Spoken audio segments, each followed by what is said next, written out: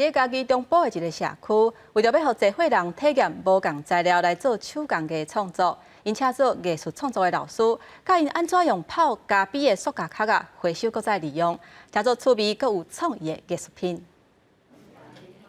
甲泡加比的塑胶壳啊加做一块一块，搁配合黏土创造无同的造型。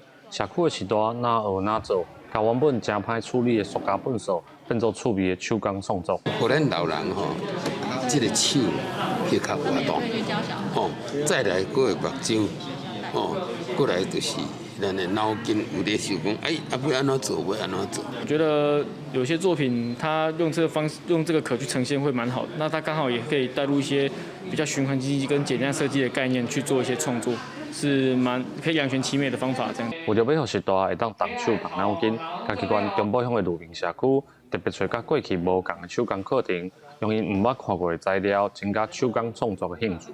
趣味，然后安尼豆豆捏安尼吼，做起来就我想要一个就是成品安尼吼。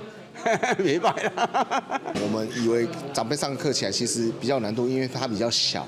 但是后来发现，其实对于手部敏感度比较不好的长辈，其实他反而用更多心思去做这样的产品的一个捏塑。指导的老师讲，加浓加比的塑胶壳啊，利用加黏就会当有真侪变化，而且创作的材料佫唔免开钱。